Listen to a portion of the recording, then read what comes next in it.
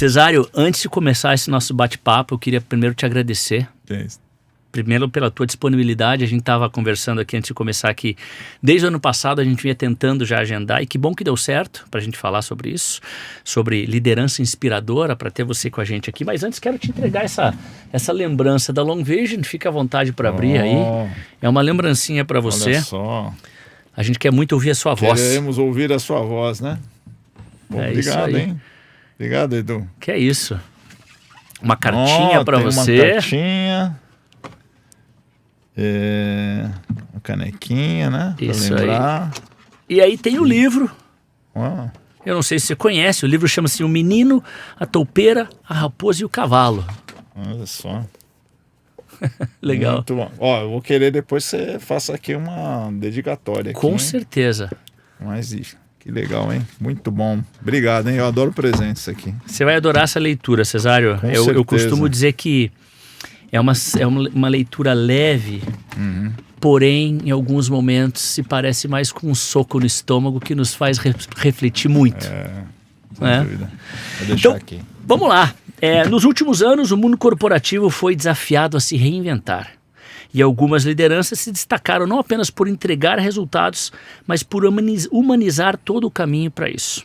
O convidado de hoje é uma dessas lideranças, e eu posso falar com categoria porque estivemos juntos em vários momentos nos últimos 2 anos.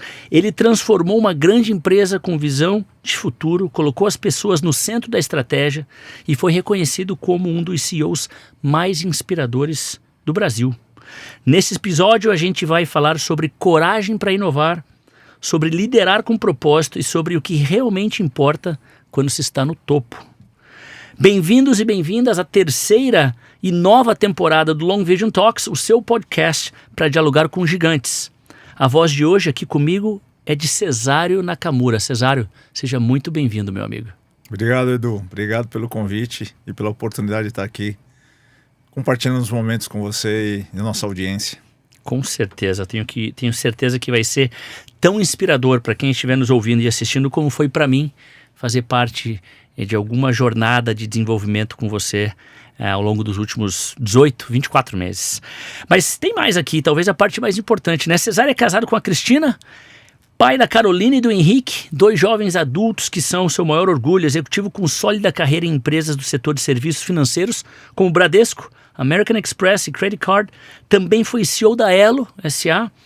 e da Veloy, e conselheiro de empresas como Cielo, Livelo, Banco Digio e Elopar. Filho de imigrantes japoneses, traz na bagagem valores como curiosidade, adaptabilidade, resiliência e autodesenvolvimento. Nos momentos de lazer, é apaixonado por tênis. Falta o nosso joguinho, hein? Sem dúvida. Leitura e fotografia. Mais uma vez, seja muito bem-vindo. E Cesário, conta um pouquinho dessa tua trajetória profissional ao longo desses anos de carreira. Conta um pouco para nós, para quem está nos assistindo, como é que foi liderar essas grandes transformações? Bom, só fazendo uma pequena correção, você falou o CEO da Elo, mas é a Lelo. Eu sei que as pessoas acabam confundindo. Perdão. Mas é a Lelo. A Lelo é líder no segmento de benefícios corporativos, né? Os cartões aí para alimentação, refeição. E faz parte da Elopar, né? Que é uma joint venture entre Bradesco e Banco do Brasil.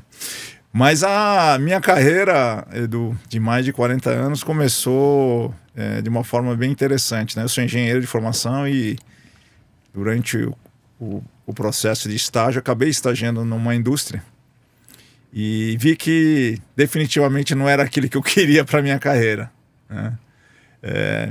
Ter feito engenharia me possibilitou, como muitos engenheiros, transitar da área industrial para o setor de serviços, e assim eu comecei minha carreira em serviços financeiros e acabei sendo picado por essa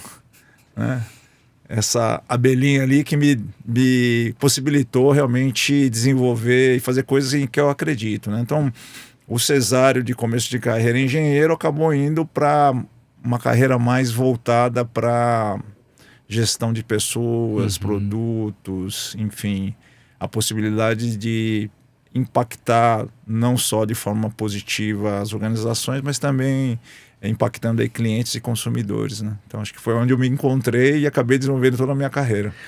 Ô Cesário, você lembra, ou talvez, qual foi o momento decisivo na sua carreira que moldou o líder que você é hoje? Você falou desse movimento, né, de sair da engenharia e ir para o lado de serviços, pessoas, mas que momento você considera crucial na tua carreira que foi essa virada?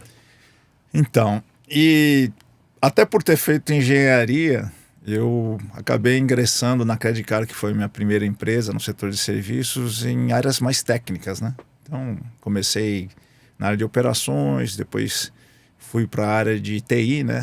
Área de tecnologia. E depois de tecnologia acabei indo para uma área bastante técnica, que no caso da Credit Card era importante, que era a parte de gestão de riscos. Então, a parte de modelagem, estatística, até por ter esse background de engenharia, né? E ali eu desenvolvi talvez meus primeiros anos de carreira muito voltado para áreas técnicas, né? Ocorre que, passado um tempo, depois dos meus primeiros 9, 10 anos, sentia a necessidade de algo a mais. Tá. Acho que aí surgiu uma oportunidade que foi assim única, né? Porque estava trabalhando na empresa, mas fui convidado a participar de uma consultoria, na verdade, ser empreendedor. Na área de gestão de risco, mas tendo uma possibilidade de desenvolver outras habilidades, né? E eu acho que esse período em que eu saí de uma grande empresa para começar numa empresa de consultoria, de gestão de risco, pequena, poucas pessoas, e poder exercitar diversas funções, então, numa empresa pequena, você não tem um especialista, tem que fazer de tudo, Com né? certeza. Então você tem que ser comercial, você tem que ser pós-venda, você tem que ser atendimento, você tem que fazer um pouco de papel financeiro, RH. Ou seja, você acaba tendo uma visão holística de como fazer gestão de pessoas, processos, né? É como a gente, desculpa te interromper, como a gente diz, né, naquela gíria, é cobrar o escanteio e correr para marcar o gol. Exatamente, literalmente. E aí, realmente, esse período, para mim, foi um período muito rico, né? Viajava bastante, acabou, de certa maneira, me sobrecarregando do lado pessoal, porque eu viajava bastante, ficava muitas vezes uma semana toda fora de casa, mas possibilitou esse desenvolvimento quando eu tinha lá perto dos 30 e poucos anos de idade, né? Legal. E o interessante que foi, por ter feito essa passagem de ser empreendedora, que acabou surgindo, anos depois, a possibilidade de voltar para a Credit Card. Recebi um convite, mas já numa função mais onde eu me encontrei, que foi desenvolvimento de negócios. Entendi. Então, a possibilidade de empreender foi positiva, foi super, do ponto de vista de aquisição de novos conhecimentos, novas habilidades, foi importante, mas também possibilitou fazer essa guinada de carreira entre uma área mais técnica para uma área mais de negócios. E aí foi que eu me encontrei, depois trabalhei em produtos, fui responsável para comercial, né, fui responsável por atendimento, fiz de tudo, né? Eu digo que na minha carreira, acho que só duas áreas onde eu não tive responsabilidade direta. O jurídico e o RH. Se bem que o RH, né, acaba atuando, né? Você acaba atuando, né? Mas o jurídico, até por ser uma área muito técnica, né, muito especializada, também não tive essa oportunidade. Então, essa possibilidade de atuação em várias áreas distintas, né, que exigiam skills, habilidades, não só pessoais como profissionais diferentes, acho que me fez desenvolver as habilidades necessárias para um dia chegar na posição de CEO, né? E interessante que eu vou falar de uma forma sincera e as pessoas às vezes não acreditam. Por favor. Né? As pessoas perguntam, mas ser CEO estava dentro dos seus objetivos de carreira? E eu vou dizer que não. Olha só. Não estava. A coisa foi acontecendo. Foi acontecendo e não foi um objetivo em si, né? Falar, eu preciso chegar a ser CEO, ou eu tenho que chegar a CEO até tantos anos de idade. Eu sei que tem pessoas que têm esse objetivo e eu não recrimino. Colocam as suas metas e está tudo bem. Exatamente. Para mim, o que era mais importante é me sentir que estava sendo desafiado, que eu pudesse ajudar pessoas e organizações. Esse era o meu drive, né? O que eu queria fazer, me desenvolver, sentir que eu estava sendo produtivo, desenvolvendo coisas novas. E ao longo do tempo, essas experiências acabaram me possibilitando chegar próximo à posição de CEO, e quando tive a oportunidade e falei assim, ó, por que não, né? Perfeito. A gente vai falar um pouquinho mais sobre isso na sequência, mas eu queria dar um passo atrás e queria que você me falasse o seguinte, seus pais são imigrantes japoneses, você nasceu aqui, o que você traz? Eu tenho muita curiosidade desses movimentos, né? O que faz uma pessoa sair de um país e buscar a vida em outro país e constrói a sua família e a sua carreira lá. Eu não sei se você já teve essa conversa com o teu pai ou não, mas o que fez ele vir para o Brasil? E talvez você consiga correlacionar algumas das dificuldades que ele teve com a que você teve no mundo corporativo? É interessante, né, que meus pais, eles são nascidos, né, durante a guerra, né, e então passaram por grandes dificuldades, até na questão social, financeira, né, o Japão pós-guerra estava numa situação praticamente economia destruída, então eles se desenvolveram, cresceram, fizeram faculdade e meu pai conheceu minha mãe um pouco antes de casar e virem para o Brasil.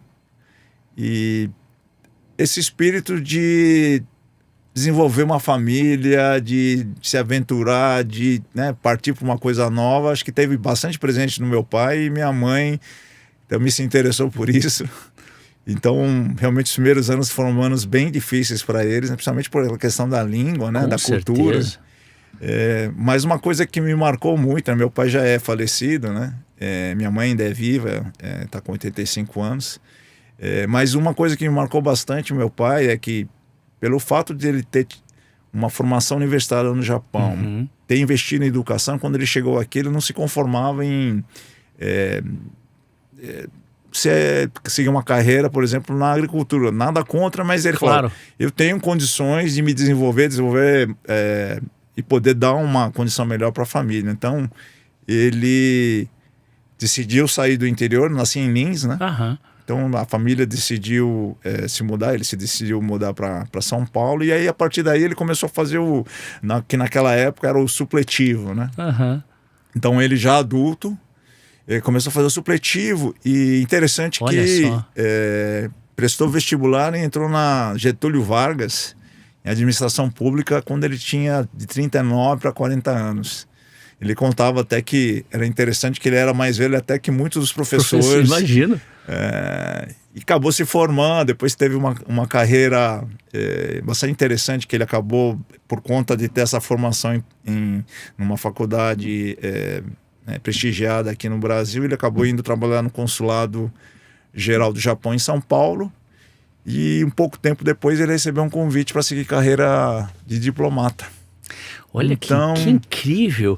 Então o que eu estou conectando aqui agora, de bate-pronto, é carregar um pouco desse inconformismo, né? Teu pai não se conformava que não podia produzir mais ou dar mais, então talvez você carregue um pouco desse inconformismo. E em desenvolvimento, né? Ele sempre me colocou, me cobrou. Eu sou o filho mais velho. Na família japonesa, o filho mais velho sempre tem uma carga de responsabilidade, de cuidar dos irmãos mais novos, de ser o exemplo para os irmãos. Nós somos em 6, né? Eu sou o mais velho, então sempre me foi cobrado muita questão de desempenho escolar, né?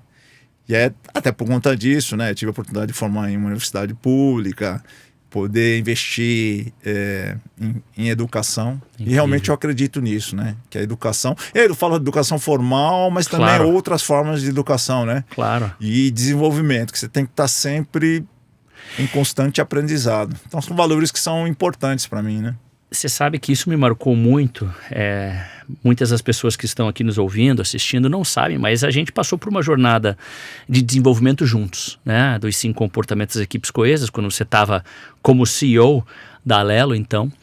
E aquilo me marcou muito. O que faz um líder altamente capacitado, experiente, com muitas vivências em grandes organizações, já ter passado por uma série de trabalhos e desenvolvimento, está aberto por mais um processo como esse. E não só estar aberto, participar dos encontros com essa humildade, com essa vontade de aprender. Isso me marcou muito na nossa jornada junto. Então vem lá de trás, né? E acho que o outro valor é o valor da resiliência, né? que é sabendo dessa dificuldade, né, que meus pais passaram, realmente a gente entender que existem dificuldades, mas também a gente tem que ser resiliente para poder superar as adversidades, né? E a gente sabe que no ciclo de vida profissional de 40 anos sempre vai ter altos e baixos, né? Então precisa ser resiliente. Perfeito. É uma coisa até que eu procurei nesses últimos anos aqui, sendo CEO da Alelo, poder passar um pouco dessa mensagem, dessa experiência, principalmente para a geração Z. Que legal. A questão da resiliência, da capacidade de, mesmo né, com frustrações, adversidade, superá-las, né? Acho que isso é muito importante, né? Deixa eu pegar esse gancho e conectar com um tema aqui de cultura organizacional e trabalho flexível. Acho que isso é legal. Até porque antes mesmo de ser uma tendência, você já falava sobre essa flexibilidade, né? Confiança e autonomia.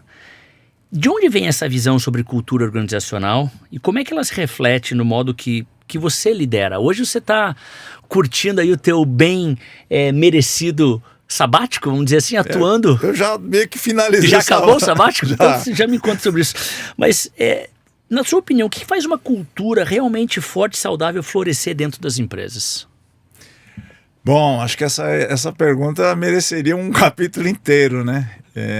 Mas eu acredito muito, primeiro, que você tem que ter um propósito muito forte da companhia, valores que sejam, que não seja aquele quadro que está lá na parede, né? Uhum. São valores que vão ser praticados, vão ser cobrados e que a gente vai recompensar pelos colaboradores acompanhando e seguindo esses valores.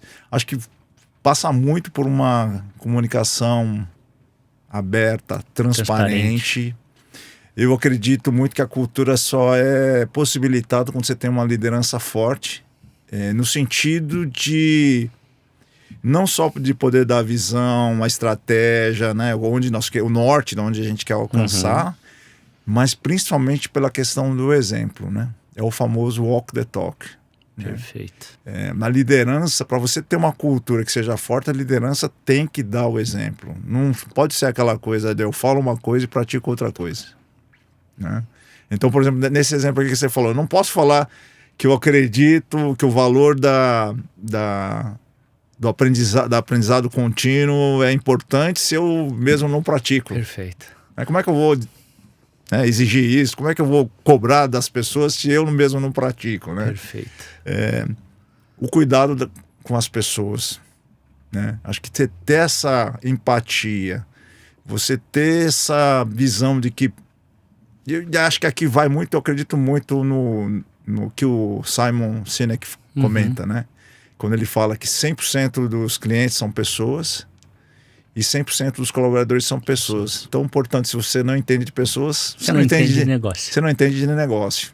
Então, o cuidado, a empatia e o próprio período da pandemia fez a gente refletir muito sobre isso, né? Aquele momento foi um momento que era importante se entregar as metas, mas o importante naquela época era ser empático, saber que as pessoas estavam preocupadas não só com a sua saúde, mas com a saúde das pessoas que estavam em volta, saber que as pessoas estavam com receio de voltar a trabalhar de forma presencial. Perfeito. Então, esse lado aqui do cuidado com as pessoas é super importante, eu vejo como também estratégico. E tem uma coisa bastante que eu fui aprendendo, confesso que aprendi bastante com a Soraya, que é a nossa CHRO, é que não basta você ter uma cultura definida, praticada, incentivada, se também você não tem aqueles rituais para poder reforçar as histórias, os rituais, aquilo que você, né? Como é que você vai manifestar isso ao longo do tempo, né? Perfeito. Então os rituais também é uma coisa muito importante que eu confesso que não estava na minha cabeça, e nessa minha última passagem, principalmente com o apoio da Soraya, eu falei assim, nossa, como é importante ter os rituais e as histórias para contar. Fantástico. Elas fazem parte da cultura, fazem que a cultura fique vibrante, viva e que ela vá se adaptando. Dá consistência. Né? Exatamente, ela vai se adaptando, né? E a outra coisa também que é super importante questão da cultura é como você atrai pessoas que sejam aderentes a essa cultura. Então, o processo também de selecionar pessoas, recompensar as pessoas, Perfeito. tem que levar a cultura... Não pode ser desconecto, Não né? pode ser Desconexo da desconectado. cultura. Tem que caminhar junto. Então, Eu vou aproveitar aqui, eu falei pra você que não tem nenhuma pegadinha no podcast, a não ser um momento que você me dá uma deixa pra eu abrir uma página desse livro aqui, O Menino, a Toupeira, a Raposa e o Cavalo, e pedir pra você fazer uma conexão com aquilo que a gente vem falando até então. Se for possível, é claro, né? Então, nesse momento aqui, até para ilustrar bem, tá aqui o menino do lado da toupeira, estão sentados aqui num galho na árvore, como você está vendo. Toupeira. Isso, e o menino. E aí, o menino faz a seguinte pergunta: o que é sucesso para você? Perguntou o menino. Amar, respondeu a toupeira. E eu vou perguntar para você, o que é sucesso para você, Cesário? É uma pergunta também que daria para fazer um capítulo, né? Mais um. Mas você sabe que depois de 40 anos e depois de ter cumprido esse ciclo de 6 anos na Alelo, depois tomei a decisão no passado de sair, às vezes as pessoas perguntam, pô, mas você teve uma carreira bem sucedida, por que que você saiu? Né? E no final das contas, sucesso é efêmero, né? A gente está de passagem e eu sempre tive esse cuidado. Logo quando eu cheguei na companhia, eu falei assim, olha, eu estou CEO, eu não sou o CEO da companhia, né? A minha responsabilidade naquele momento, fui lá para a companhia em novembro de 2018, né? Um pouco antes ainda da pandemia e tal. Mas eu falei assim, a minha responsabilidade nessa posição de CEO, que eu estou o CEO, né? É de receber uma empresa que é líder, que tem uma trajetória de sucesso, reconhecer aquilo que foi feito, né, de forma positiva, porque muita coisa foi feita para ela poder chegar onde ela chegou, como sendo uma empresa líder de mercado e com sucesso. E o meu desafio aqui é, no tempo que eu tiver aqui, né, na gestão da companhia, desenvolvê-la, poder fazer com que as pessoas cresçam, a organização cresça, se desenvolva, e um dia, quando eu sair, poder entregar uma empresa melhor para o meu sucessor, para a minha sucessora, do que a empresa que eu recebi. Então, para mim, sempre o sucesso foi uma coisa transitória. Evidentemente, quando você está falando de uma posição de CEO, sempre você tem a questão do status, Claro, do poder, do reconhecimento. Mas hoje, com a maturidade que eu tenho, eu acho que mais do que sucesso, a minha preocupação durante esse período que eu tive, quase 6 anos, era deixar um legado. incrível. Né? Porque, no fundo, as pessoas vão se lembrar de muitas coisas sobre você. Mas, definitivamente, não é por projeto A ou projeto B, por ter entregue o resultado, por ter feito aquilo, e sim o que, de certa maneira, eu como Cesário Pessoa, CEO, toquei a vida pessoal, profissional das das pessoas com que eu tive relacionamento, né? E aí eu vou dar um exemplo que é bem prático. Por favor. Sobre isso. Quando eu estava saindo da companhia, né, eu te comentei que eu fiz foi uma decisão minha de encerrar esse ciclo, e as pessoas começaram a me mandar algumas mensagens por WhatsApp e tal, por e-mail, e eu falei assim, nossa, isso vai ficar de uma forma assim meio digital, que eu não vou conseguir, de certa maneira, tangibilizar e ficar com isso como uma recordação, né? Aí eu dei a sugestão de voltar aí com os antigos maias, a gente ter no formato de papel. E aí, conversando com o pessoal do RH, falei assim, vamos deixar aqui um caderno e uma caneta. Fantástico. Na mesa do café, e qualquer pessoa que quiser ir lá pode escrever alguma mensagem, vai escrever mesmo, né? Com a caneta. E isso foi super interessante, né? Porque o caderno ficou ali, acho que por uns 15 dias, 20 dias, disponível. E eu falei assim, eu não vou ler, apesar da curiosidade, não vou ler o caderno. Eu só vou ler depois, passada, né, aquele momento de emoção, passado alguns dias. E depois, praticamente uns 15, 20 dias depois que eu já tinha saído da companhia, que eu fui abrir.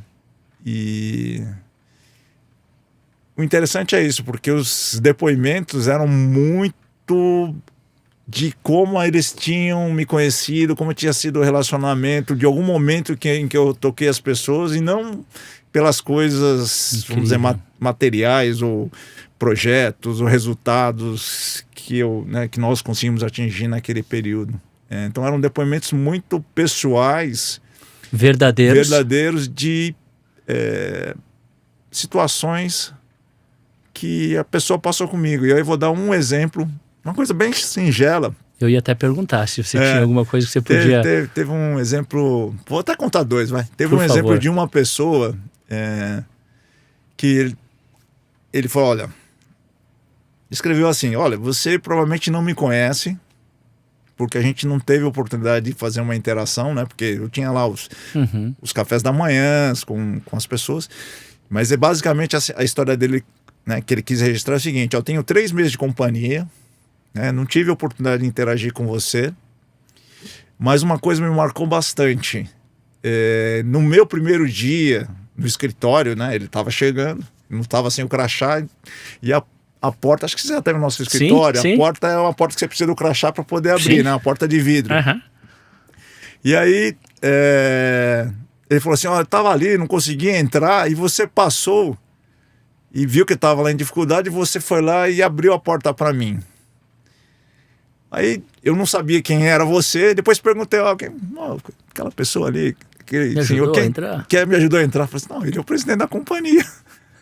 Aí ela falou assim, eu falei, nossa, foi aí que eu me dei conta, né? Enfim, já tinha sido contratado, enfim. Mas ele falou assim, aí que me dei conta de quão bacana é esse ambiente, quão certeira foi a minha decisão de entrar na companhia. E, enfim, ele até falou assim, uma pena que a gente não vai poder conviver mais, mas eu queria só dizer que aquele momento me marcou muito. E, na verdade, possivelmente eu passei ali, eu falei assim, a pessoa está em dificuldade, vamos ajudar aqui, né? Cesário, mas nem todos os grandes líderes ou alta liderança teriam essa atitude, né? Então essa atitude de humildade, de olhar para o outro, de cuidar do outro, marca tanto que marcou sim. E a segunda? Então, a segunda foi interessante, né? Que nesse mesmo caderno, aí já um gestor, um gerente, né? 50 a mais, né? Mais próximo, né? Eu tô com 61 anos, mais próximo praticamente da minha geração, né? E ele contou uma história que eu realmente não sabia desse detalhe, né? Ele falou, olha, eu não sei se você sabe, eu tô aqui na empresa há 4 anos, né? Vim ali da mesma escola que vocês, nós somos contemporâneos da época de Credit Card. Não tivemos oportunidade de trabalhar junto, mas eu te acompanhava e tal, e, né, acabei que vim trabalhar aqui na Alelo. E na Alelo, a gente, como muitas empresas, a gente tem pesquisa de clima, né? Então ele falou assim, vou te dizer que no meu primeiro ano de pesquisa de climas, eu fui o pior gestor da minha diretoria, notas super ruins, e fiquei arrasado, né? Porque eu me preocupava muito com entrega de resultado, né? Sim. Vamos lá, projetos, iniciativas, e não dava tanta atenção para o lado das pessoas, né? E confesso que fiquei tão decepcionado que cheguei a ponto de pensar em sair da companhia. Mas aí ele teve a oportunidade de participar de um café da manhã que eu fazia com um grupo menor de 15, 14, 15 pessoas. E ele, depois de ter participado disso, e a gente tinha também encontros mensais, ele falou assim, caramba, bom, o Cesário é mais velho do que eu, ele foi formado na mesma escola,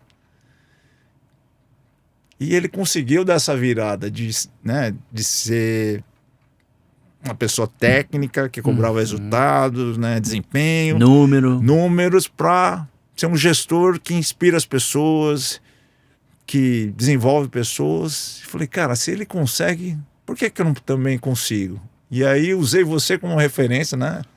Você não sabe disso, mas usei você como referência, como espelho, como incentivo para mudar esse meu jeito de ser e conseguir.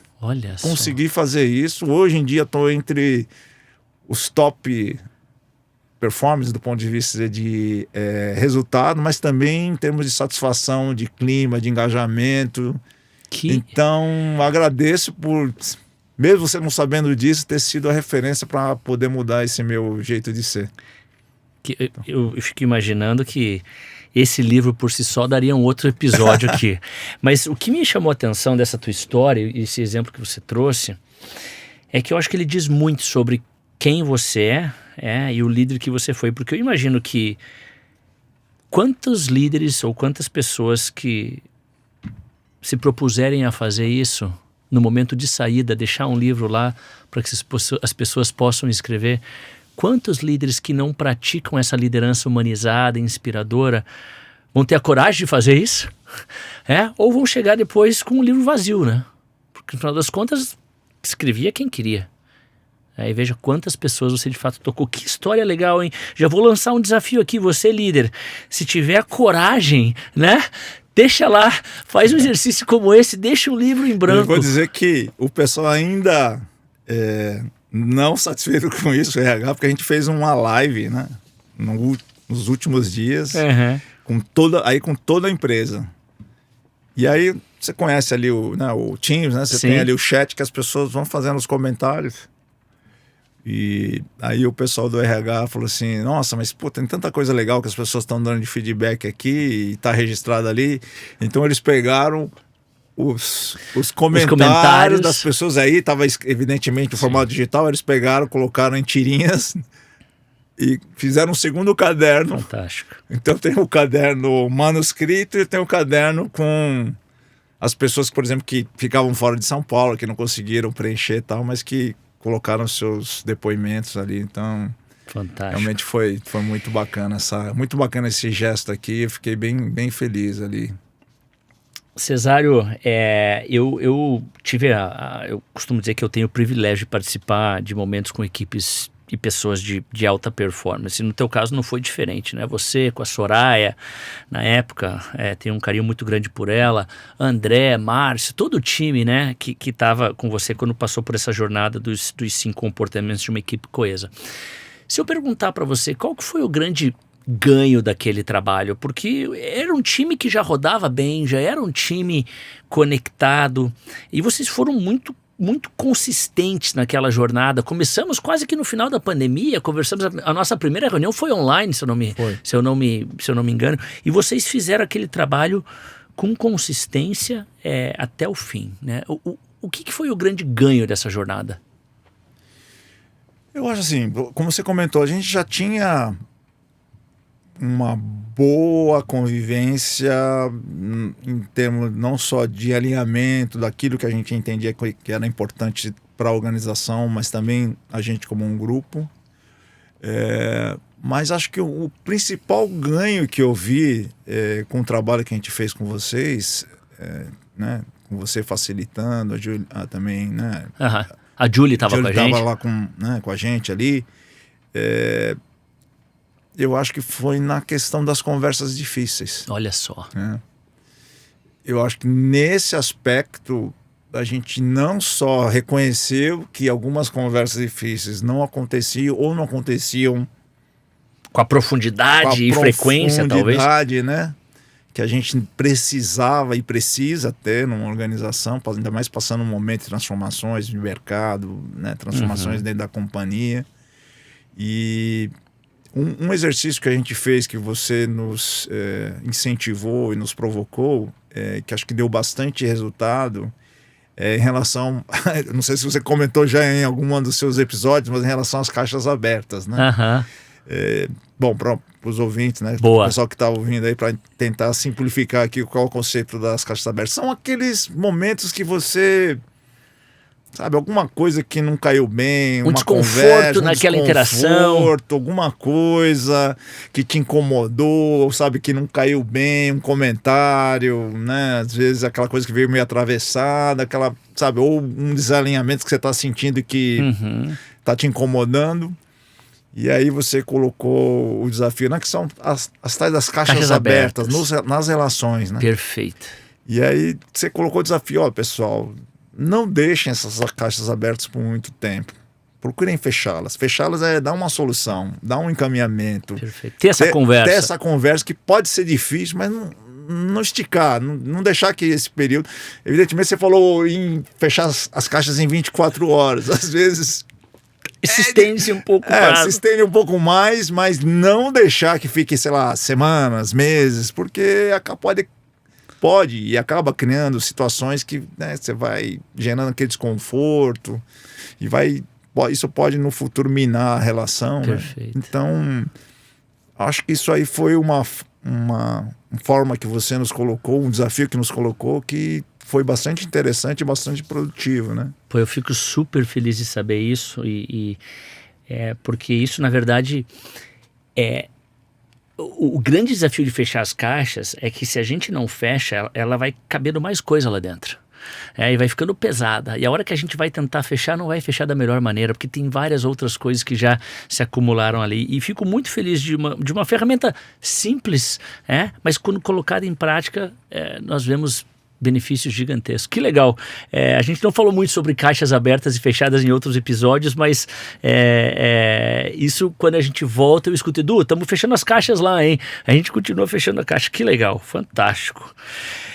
Diversidade e inclusão. Vamos mudar então agora para um outro tema. Você escreveu sobre a importância da diversidade e inclusão nas empresas, destacando que apenas 3% dos cargos de CEO são ocupados por mulheres.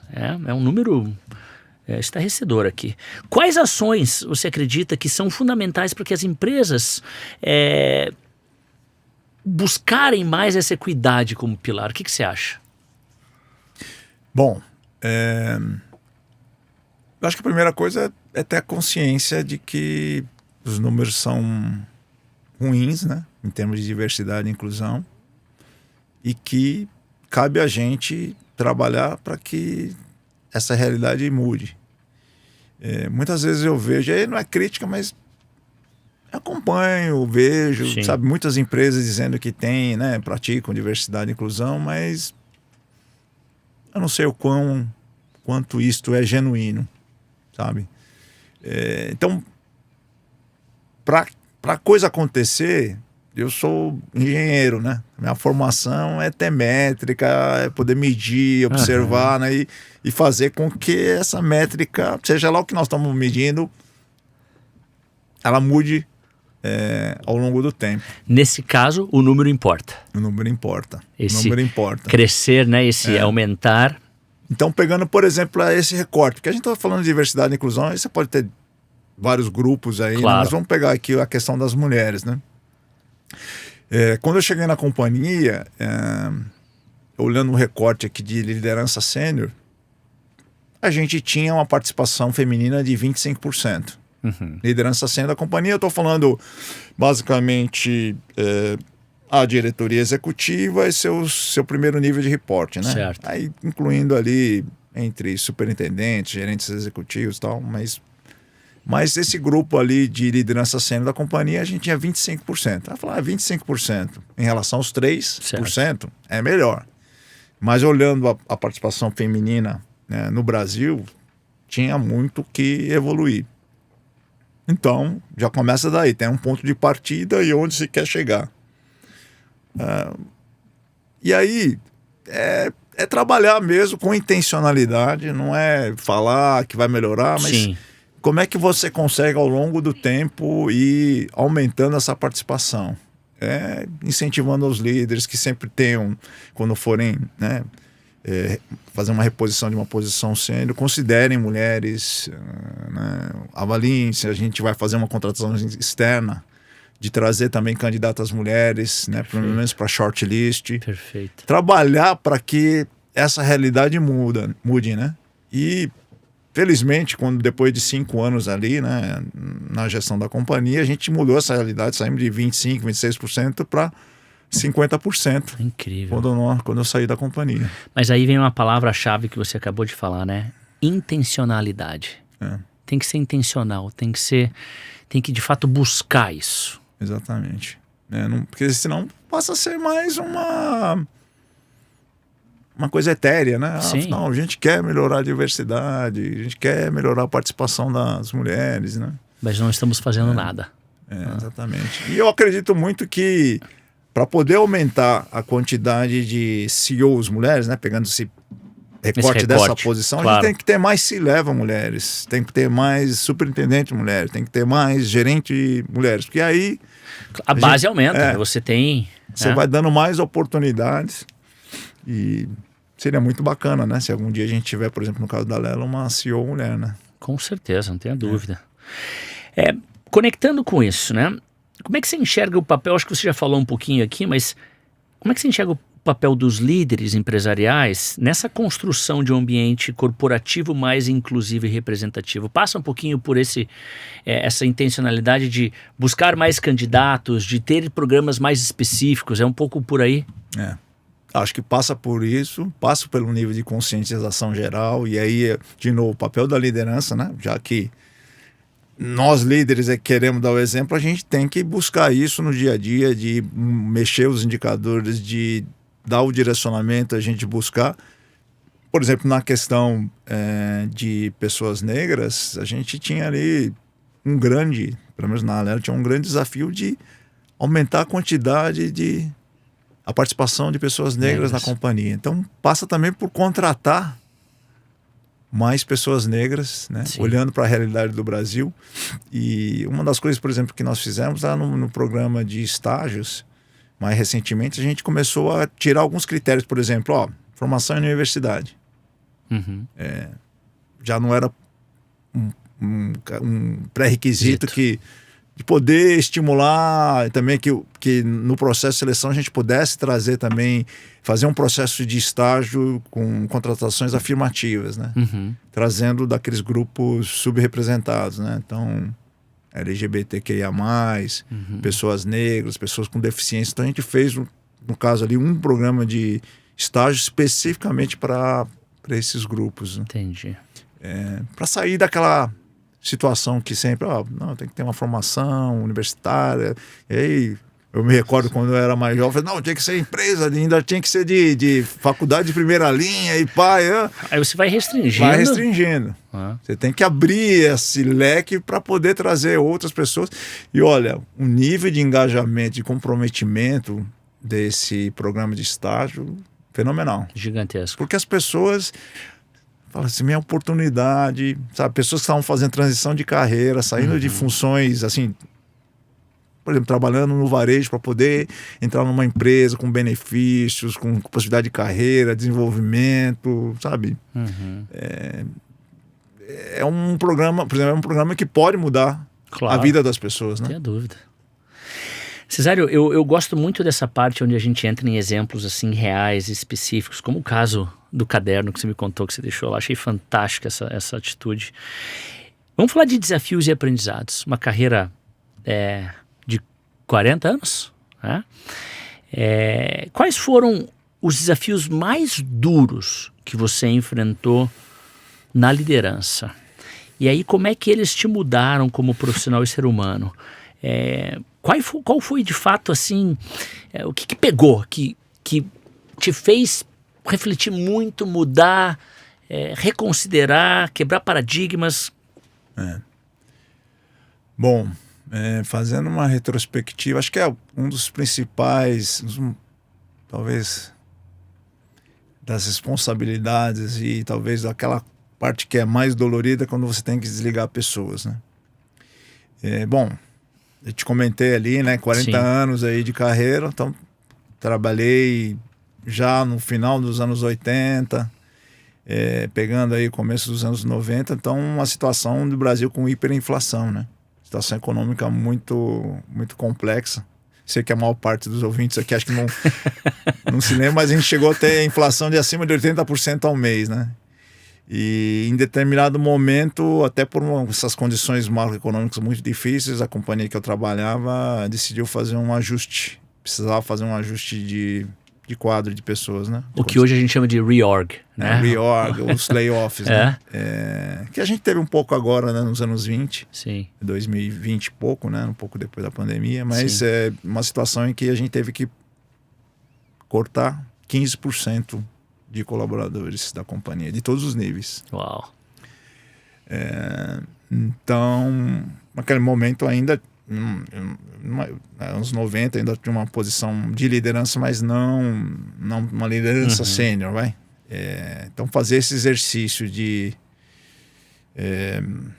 fazer um corte, olhando um pouco na questão de... Tinha que olhar bastante a questão de performance, potencial, mas não é que eram colaboradores que estavam desempenhando, não estavam indo bem. A gente teve que decidir, uma escolha de...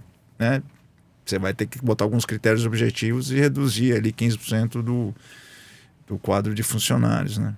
Então, foi realmente um dos momentos mais difíceis, assim, como gestor, como líder de pessoas, e você ter que tomar essa decisão. Eu imagino. Uma decisão muito difícil e que é solitária, né? Sim. É o tipo de decisão que você não consegue compartilhar. E, ao mesmo tempo, como era em todos os níveis, você tem que passar por isso com uma situação que... Se você não sabe se você vai estar na lista dos 15%. Exatamente. Né? Então, tem alguém tomando uma decisão... Lá em cima também. E acima também. Então, é uma situação que exige resiliência, de novo. Você fazer seu papel. Mas, ao mesmo tempo... E aí, eu acho que era o momento, anos 90... Acho que a companhia poderia ter feito de uma forma talvez mais humanizada, né? As comunicações foram relativamente frias, não chegaram a ser por e-mail ou por carta, mas relativamente fria. Então, acho que pensando em um formato de uma liderança mais humanizada, poderíamos talvez ter tido um acompanhamento, Mas veja, uma ajuda de recolocação, alguma coisa que pudesse amenizar aí, talvez. Mas naquela época nem se falava de liderança humanizada, né? Não. Naquela época você nem se falava em liderança inspiradora. A gente vem de um histórico de comando e controle nas organizações. A gente vem de um histórico de fato, de dominância. Então, tenho certeza que se você estava envolvido, as que você teve que fazer foram feitas com o melhor que você tinha na época, né? Sendo o Cesário que eu conheço que você não tenha dúvida que você trouxe esse teu lado aí. Isso trouxe a resiliência, mas o que mais que te fez olhar para as pessoas de uma maneira diferente também? Sim, né? Eu acho que quando você tem que tomar esse tipo de decisão, você pensa muito bem antes de, por exemplo, no caso ali, selecionar quem que você vai tomar essa decisão, conhecendo as pessoas, aquelas que têm a possibilidade de ter uma dupla renda na família. Exatamente, se recolocar. Você leva tudo isso em consideração, né? Mas eu acho que, enfim, no fundo, quando você conhece também o time com o qual você trabalha, acho que você consegue, numa situação dessa, tomar a melhor decisão possível, né? Muito bom. Agora eu quero falar de um momento mais recente. Eu me lembro, assim que você deixou a presidência da Alelo, como CEO, falou: Edu, vou fazer um período sabático, vamos manter contato. Então eu queria mergulhar um pouquinho nesse teu momento. Após deixar a presidência da Alelo, você teve esse teu período sabático, né? Como é que tem sido essa experiência? Agora eu já entendi que ela já meio que terminou, né? Ou está num movimento diferente. Quais reflexões ela trouxe para você, para sua trajetória profissional e até planos para o futuro? Porque talvez alguns dos nossos ouvintes estejam nesse momento ou querem fazer um sabático. Qual que é o grande lance de um sabático? Bom, primeiro você precisa se preparar, né? E aí, não só mentalmente, emocionalmente, como financeiramente, né? Isso conta muito, né? No meu caso, 5 anos antes. Na verdade, começou quando eu tinha 40 anos, para ser exato. Olha só. Quando eu tinha 40 anos, conversando com a minha esposa, eu falei assim, olha, acho que eu estou mais ou menos na metade da minha carreira profissional, né? Começando ali perto dos 20 anos, até os 40 e indo até os 60. E aí eu conversei com ela e falei assim, olha, eu acho que uma referência aqui para mim são 60 anos de idade, né? E aí, por que 60 anos? Uma referência. Não é que eu tinha que 60 anos, né, sair da vida executiva, mas eu achei que era meio do caminho. E aí comecei, não que ali já comecei a me preparar, acho que não, há 20 anos atrás eu não estava preparado, mas Sim. eu diria que nos últimos 5 anos eu comecei a pensar isso de uma forma mais assertiva. E me preparar e sabe, não só financeiramente, mas amadurecer a ideia. No meu último ano, antes da saída lá da Alelo, eu contratei uma coach para me ajudar nesse processo de reflexão, de conversa, de troca, porque é uma decisão muito pessoal, né? Com certeza. E é o tipo da decisão que não dá para você compartilhar, porque impacta a vida de milhares de pessoas. Com certeza. Não só os colaboradores. Impacta a sua família, com certeza, mas essa conversa, né, eu tive lá com minha esposa, meus filhos. Mas quando eu olhava para o universo, aí olhando, né, os acionistas, olhando aí a diretoria, os colaboradores, é o tipo da decisão que era muito pessoal. Então, tive ali a coach me apoiando, pegou no período anterior e depois que no comecinho do meu sabático, né? Até interessante. Conversamos bastante sobre isso. Aproveitei também para fazer alguns cursos, né? Então, um curso que eu fiz que eu acho que também começou a abrir o meu olhar de como é que eu podia contribuir nessa fase aqui, porque eu não pretendo me aposentar. Claro. A ideia aqui, chegar nos 60 não é né, fim, aposentadoria, vou ficar em casa. É um novo ciclo. É um novo ciclo, exatamente. Então, um curso que eu fiz que me ajudou bastante a refletir é o do capitalismo consciente, né? Do ICCB. Porque ela fala muito de liderança humanizada, mas principalmente de como as empresas podem se desenvolver num capitalismo de stakeholders, que você leva em consideração os interesses dos colaboradores, da sociedade, dos clientes, dos fornecedores, parceiros e dos acionistas, com certeza, né? Porque, afinal de contas, as empresas elas precisam dar lucro para poder reinvestir, né? E fazer tudo isso que a gente espera aí de uma empresa socialmente responsável. Então, uma oportunidade também de estudar, de ler, e aquelas leituras que, sabe, que estavam meio adormecidas, então tive a oportunidade de reler alguns clássicos, né?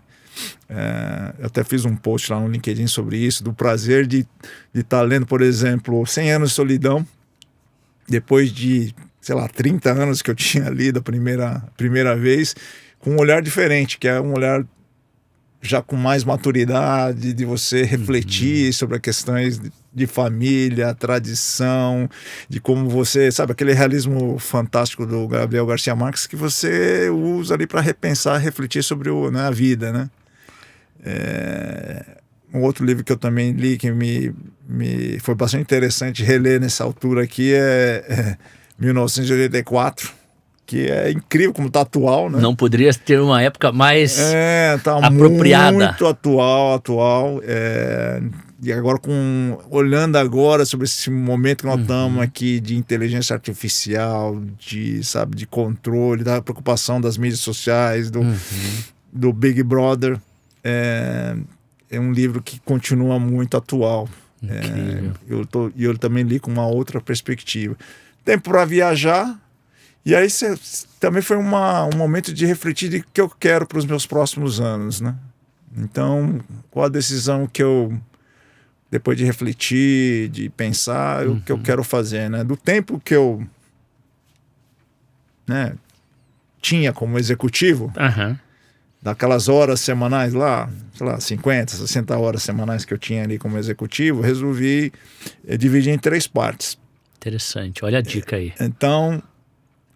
E aí é para mim, perfeito, né? Mas tô compartilhando aqui como eu pensei. 1/3 vai ser para atividades pessoais que envolve a saúde, cuidar da saúde, prática de esporte, né, hobbies, passar mais tempo com a família, com os amigos. Então, vamos lá, 1/3 do tempo que eu tinha como executivo vai ser para isso. Coisas pessoais que eu quero aproveitar, continuar na fotografia, me desenvolver, fazer o tênis que a gente estava comentando. Que 1/3 para atividades profissionais. E aí envolvem ajudar empresas, ajudar organizações, né? Mas sem estar naquele vínculo de uma relação com uma empresa, né? Perfeito. Né? Poder ser advisor de empresa, conselheiro, consultor de empresas, ajudando organizações. E aí, enfim, são atividades profissionais de 1/3 do tempo pro bono.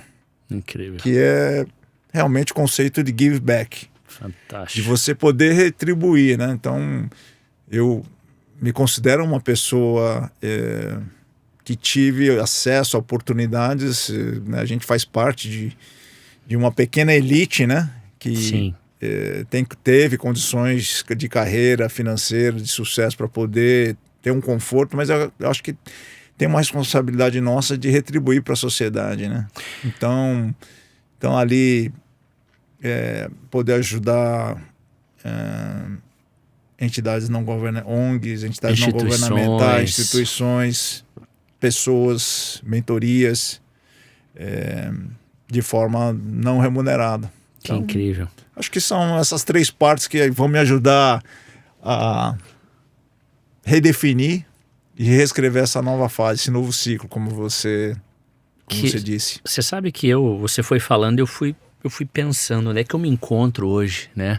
Se eu tivesse dividindo o meu tempo hoje nesses 3 pilares, e talvez cabe uma reflexão para todo mundo aqui, porque eu acho que o que você está trazendo é válido independentemente do nosso momento de vida, porque a gente precisa dedicar um tempo para nós, a gente precisa dedicar um tempo para o trabalho, mas a gente precisa dedicar um tempo para os outros. E se você parar para pensar, é isso que você está fazendo, né? Tempo para você, tempo para produzir, porque tem muita lenha para queimar aí ainda, e tempo para os outros. É fantástico. Que lição, hein, Cesário? E veja que volta e meia a gente fala, você fala, e na tua fala vem o teu autodesenvolvimento, ou seja, se dedicou a estudar de novo, a buscar novos conhecimentos, a mais novas experiências. É isso, né? É assim que a gente consegue se reinventar e crescer e deixar um legado. Sim. É isso, né? Cesário, a gente está chegando, infelizmente, no final desse nosso papo aqui. Passa rápido, né? Passa. Podíamos ficar aqui mais tempo, né? Tem muita coisa para conversar. E essa tua mensagem final, ela acabou vindo meio que naturalmente no nosso papo, né? Mas trazendo para a realidade de quem está nos escutando hoje, que está naquela correria do mundo corporativo, aquela carga de trabalho insano, aquela pressão com o filho pequeno, correria. Será que dá para aplicar um pouquinho dessa tua dica final de 1/3? Nesse, talvez, momento... Vamos voltar, Cesário, há 20 anos atrás, há 15 anos. Será que daria para encaixar isso de uma maneira um pouco mais intencional lá atrás? Será que as pessoas... Dá para fazer isso? O que você acha? É fácil para falar. Com a experiência e maturidade de 60 anos, eu acho que sim, eu consigo visualizar isso. Talvez nos 40 anos, eu ainda estava naquela fase de... O grosso da minha cabeça, do meu drive, da minha energia estava muito voltada para a parte profissional, nas atividades profissionais. E acho que isso aí, de certa maneira, me prejudicou.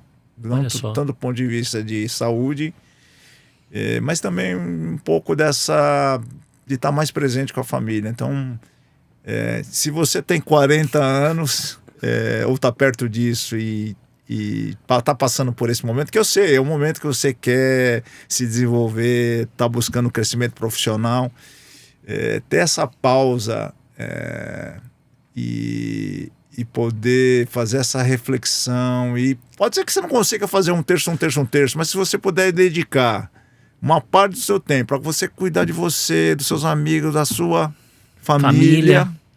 E também um tempo que você possa dedicar para os outros, Ele falou, putz, mas eu não consigo ter tempo para poder me dedicar uma hora. Eu falei assim, não, mas... Seja um pouquinho, né? Seja um pouquinho. Sempre tem um espaçozinho ali, mas tem que ter, de novo, essa intencionalidade, né? E aí eu vou fechar o nosso papo com uma lição que meu pai, que ainda é vivo, seu Idmar Esguário, com os seus 81 anos esse ano, ele sempre falava para mim quando eu falava assim, pai, mas eu não tive tempo, não tenho tempo. Ele falava assim, meu filho, tempo é uma questão de prioridade. Você prioriza fazer aquilo que você quer. Então a dica aqui é que a gente priorize aquilo de fato que é importante para nós. Né? Não pode ser só trabalho. Tem que ter o nosso desenvolvimento, a nossa família, o nosso tempo ocioso e os outros. Cesário, fechando o nosso papo aqui, que conversa maravilhosa, que fechamento forte, que história maravilhosa você compartilhou com a gente aqui, várias histórias. Queria te agradecer do fundo do coração de novo por priorizar esse nosso momento, porque de novo a gente está falando que é uma escolha e você escolheu estar aqui com a gente, muito obrigado. Galera, esse foi mais um Long Vision Talks, dessa vez compartilhando a voz do gigante Cesário Nakamura. Obrigado pelo convite. Quem sabe eu volto aí com mais novidade daqui a um tempo. Não tenha dúvida. De novo, obrigado a você pela participação e aos nossos ouvintes e colaboradores. Quer saber mais sobre histórias fantásticas de grandes líderes? Curte aqui o nosso canal, segue a gente, compartilhe os episódios com quem precisa daquela pitada de inspiração. Até a próxima. Tchau, tchau. Cesário, valeu. Cara, obrigado. Que legal, que papo bom.